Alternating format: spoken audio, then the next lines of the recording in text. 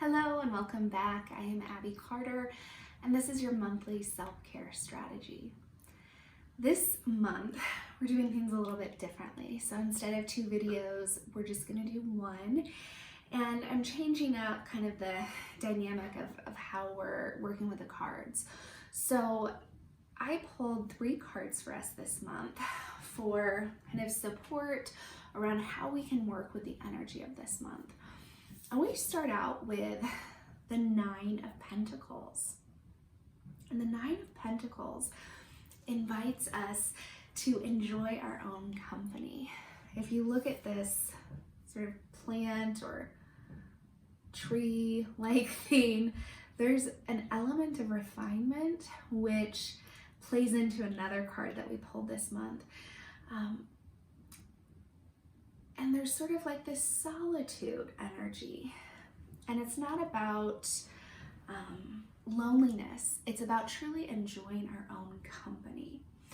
And so that is something that can be really rewarding this month, is if we allow that to be a priority, to really enjoy being in our own company and doing something that really fills us up. So if there's something that we do sort of like for work or for other people, but we don't often give that back to ourselves, maybe this is a time where we do that for ourselves. So for example, for me as a tarot reader, I might just give myself the gift of doing a reading for myself and not having to tell anyone about it or talk about it or making it a teachable moment, but just enjoying the experience of that. Maybe it's reading a book that you would never read because you're always reading about self-development. And so maybe you read a fiction book instead. And this doesn't have to be like every waking hour, but how can you find pockets of this in your day? How can you make this something that you reach for and that you can really dwell in and enjoy and appreciate yourself? Really appreciate your own company. That's important this month. Another aspect that can help us this month is the element of fire. And so this deck is the Empath Empowerment deck. And the Oracle card talks about experiencing the passion of fire. So with 9 of Pentacles, that's an earth energy. It's very grounded, it's very stable, there's roots in that. And so we want to bring in a little bit of fire, right? We want to ignite that passion. And fire is also an incredible way to clear energy. So I will do another video about a salt burn that uses fire, and it is my favorite way to work with fire. Candles are another really beautiful way to kind of access that energy.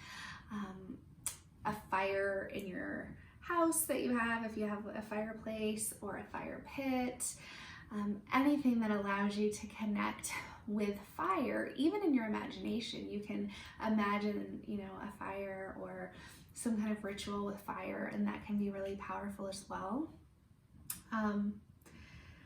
There's something that can spark vitality with the element and energy of fire, especially this month. So I encourage you to play around with that safely, of course, to see what it might evoke in you, and also the interplay of the fire energy with that solitude that's available in the 9 of Pentacles, of really enjoying our own company. Maybe you bring in a sense of fire into that solitude time where you're lighting candles, or you're having a salt burn, or you're allowing it to be sacred.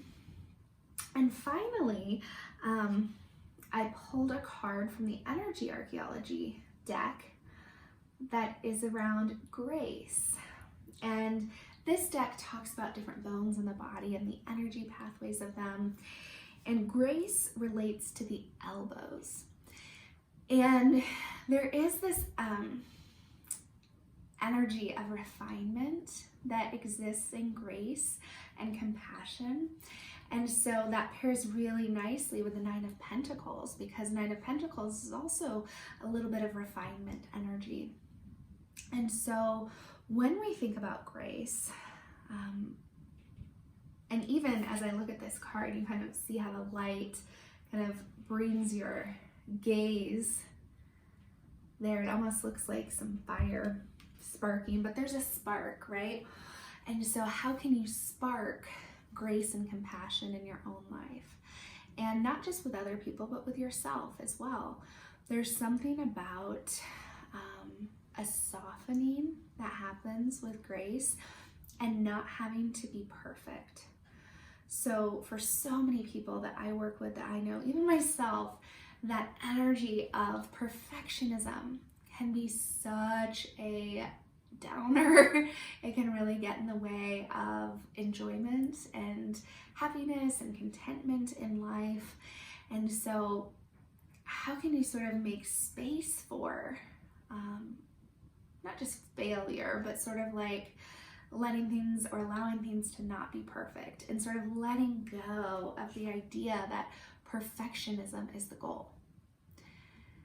So as you kind of explore that or question that or let that go, it creates more space for an allowance for compassion and for grace.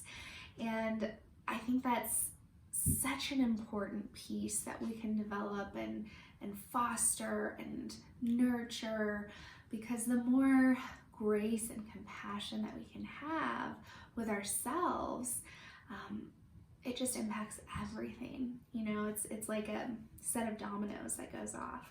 So this month, I encourage you to find ways to really prioritize being in your own energy in a way that you really enjoy. So for some people, you might automatically know what activity you want to do or how you want to be with yourself. For other people, it may not be so natural. Maybe you don't get a lot of time to yourself, or you're not sure how that could possibly happen.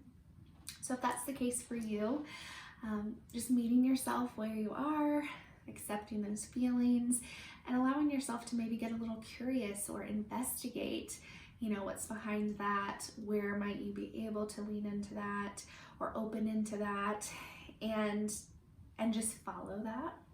Again, these are just suggestions. I always encourage all of you to see what tracks for you and really what resonates. Take what resonates and leave what doesn't. Also looking for how fire, the element of fire, the energy of fire, can kind of help with your own sense of vitality. And then of course, how can you bring grace and compassion into the picture this month? So look for another video where I will demonstrate the salt burn. And then I will also be sharing some journaling prompts or writing prompts on my Instagram account. So if you're not following me there, be sure to follow so that you can access those. And if you have any questions, please drop them below. And I look forward to chatting with you next month.